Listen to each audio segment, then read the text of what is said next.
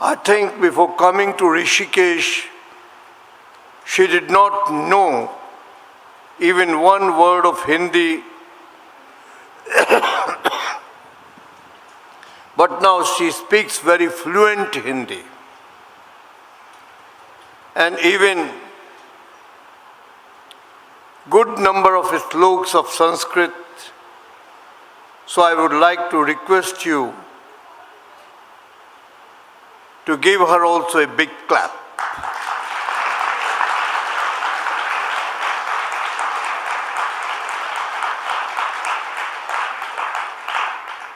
We have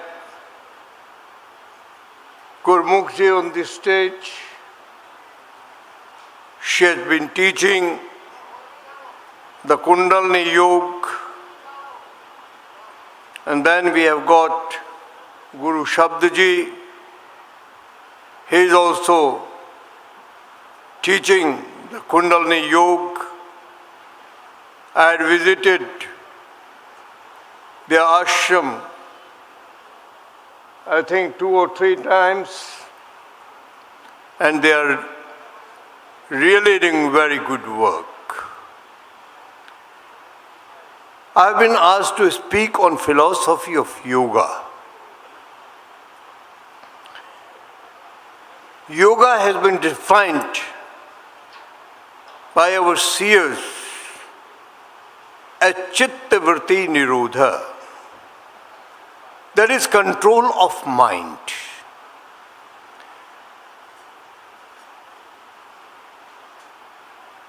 Mind, according to philosophy, it is consciousness. And again it is divided into consciousness, then subconsciousness, dead consciousness, and superconsciousness. So the main aim of yoga is to take us to superconsciousness. And for that there are different paths.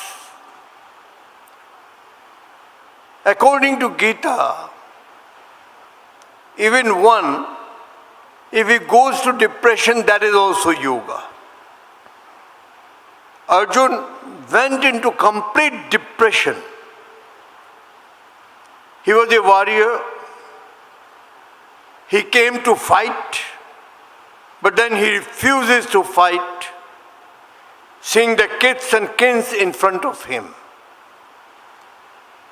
seeing his grandchild, seeing his preceptor who had taught him archery. He said, I cannot kill. I'm not here to fight. There is no use of fighting. And then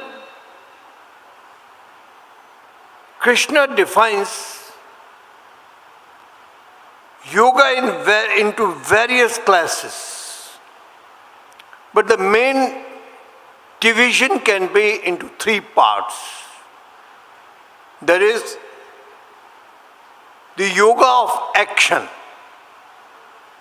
yoga of devotion, and yoga of knowledge.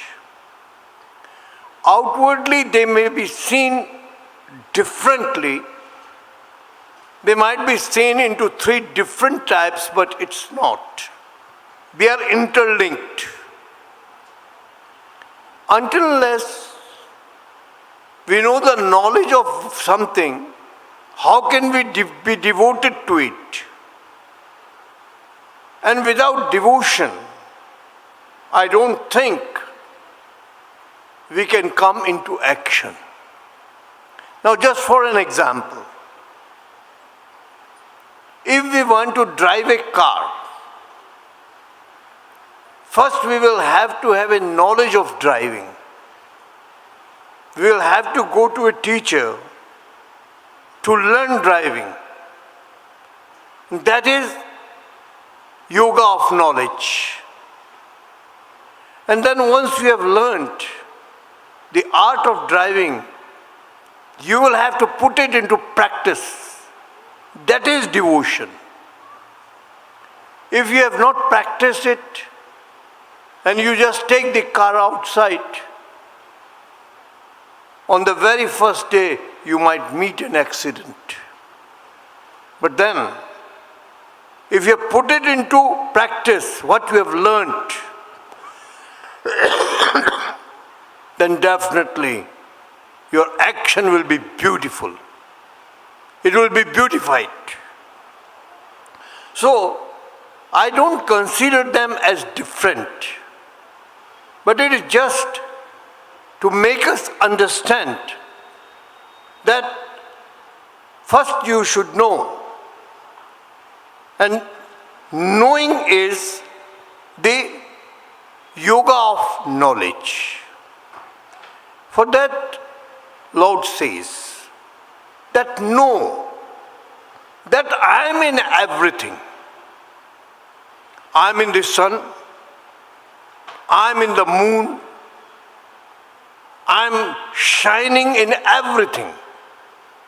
In Gita he says, Yada adityagadam tejo jagat bhasyate khilam yat chandramasi yat chagnau tat tejo vidimam kam.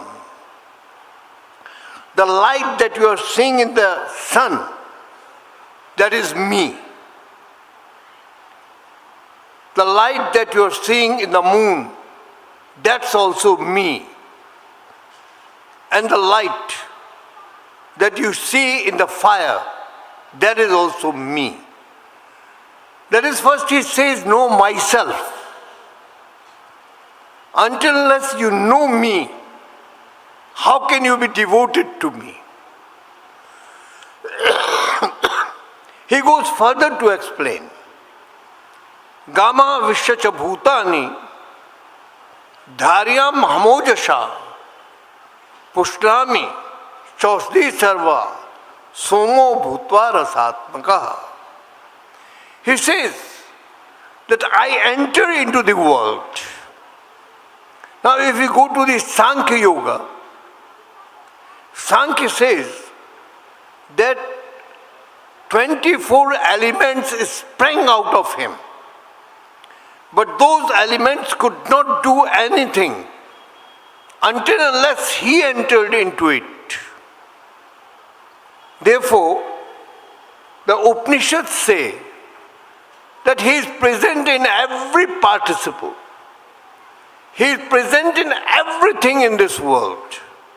Isa vasamilam sarvam yat kincha jagatyam jagat. There is no place where he is not. He is present everywhere. There is nothing in whom he is not present. He is present in me, he is present in you, he is present in Swamiji, he is present in Sadhviji, he is present in Gurmukhji, Guru Shabji, in everyone he is present. Therefore he says, I enter into the earth.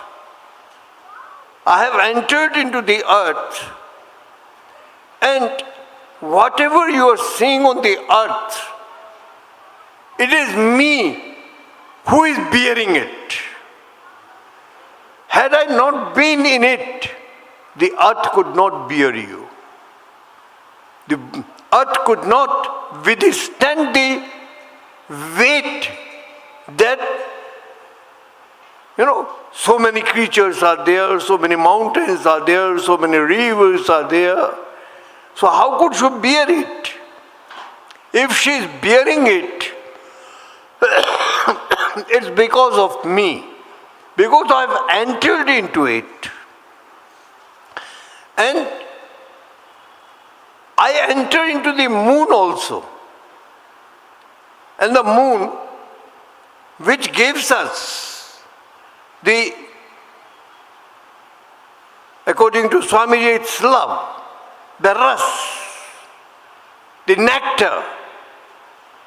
And because of that nectar, all the food participles all the medicinal things, whatever vegetation you see on this earth, if it has got the medicinal value or if it has got the food value, it's again because of me. And one who realizes it, while taking it in, he should realize that it's me who has become the fire in every creature. It's me who has become fire in every creature to digest whatever he is taking. So the food he is taking is also me, and the action through which he is taking, that is also me, and the digestive system is also me, and because of that digestion, the circulation of blood comes, that is also me. That means every action that is taking place, that is also me. He says, Aham Vaishvanaro Bhutva Praninam Demashita Pranapan Samayukta Pachame Annam Chaturvidam. That is, whatever action is taking place on this earth, that is also me. That is, the action is also me, the knowledge also is me, and the devotion is also me. A very good thing was said by Mahaprabhu Vallabhacharya. Mahaprabhu Vallabhacharya said, one cannot even chant the name of the Lord. He was again a devotee of Lord Krishna as our Swamiji, Vallabhacharya ji. He says that even if someone wants to chant the name of the Lord, he cannot until and unless it is the Lord himself who incarnates on his tongue in form of the name and forces him to chant the name. That means the name also is he, the action of chanting is also he, and the force behind chanting is also he. The name is he, the action of chanting is he, and the force that is letting him chant is also he. That is, in short, without him, nothing can be done, nothing can exist, and nothing can be done. He is the center point of everything on this earth. So, to sum up, what is yoga? To realize him is yoga. Swami Prabhupada ji, I think Swamiji belongs to that sect. In his book, The Science of Self-Realization, Swami Prabhupada's book is there, Science of Self-Realization. So to define yoga in short is the science of self-realization is yoga. That you may attain through the path of knowledge, you might attain it through the path of devotion, or you can attain it through the path of action. Knowledge is that he is the center point of the whole universe. It is him round which the whole universe revolves. Just as the science today says our earth is revolving round the sun. And this solar system of 9 planets which are revolving around the sun, that is again revolving around someone else, and then that also is revolving.